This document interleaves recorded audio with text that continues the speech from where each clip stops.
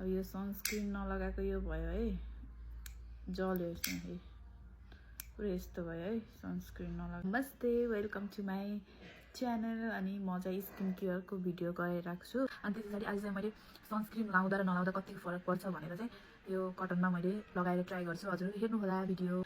एउटामा चाहिँ सनस्क्रिन मैले लाउँछु अनि एउटामा चाहिँ लाउँदिनँ, अनि कतिको फरक पर्छ हेर्दै गर्नु होला है त्यही भिडियो। यसमा चाहिँ मैले सनस्क्रिन लाउँदिनँ। मसँग चाहिँ मामाअर्थको सनस्क्रिन छ अनि त्यही सनस्क्रिन चाहिँ यसमा लगाउँछु त।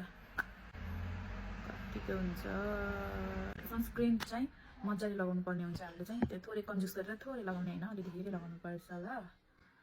हेर्दै गर्नु होला भिडियोमा। हेरौँ त कति फरक पर्छ सनस्क्रिन लाउनु र नलाउनुमा। धेरै फरक पर्छ कि पर्दैन हेर्नु है त। एकछिन म यहाँ सुक्नलाई यत्तिकै राखिदिन्छु। यो चाहिँ सनस्क्रिन नलाएको कटन पर्छ है। यसमा चाहिँ कुनै पनि सनस्क्रिन लगाएको छैन, यता नि लगाएको छैन, यता नि लगाएको छैन। हेरौँ है त। अब यो सनस्क्रिन नलगाएको यो भयो है, जल्यो यसमा पुरै यस्तो भयो है सनस्क्रिन नलगाएको, यस्तो भयो है। अब हामीले चाहिँ यो लिन्छौँ सनस्क्रिन लगाएको। सनस्क्रिन लगाएको यो कटन पर्छ, हेर्न सक्नुहुन्छ यहाँ सनस्क्रिन लगाएको छ। यो मैले लगाइदिएको छु, हेर्न सक्नुहुन्छ है सनस्क्रिन लगाएको कतिको प्रोटेक्ट गर्छ सनस्क्रिनले, आफै देख्न सक्नुहुन्छ होइन। त्यही मैले अघि यतिको बेर चलाउँदाखेरि पुरै जलिसकेको थियो। अनि अहिले चाहिँ हेर्नु त सनस्क्रिन नलगाएको।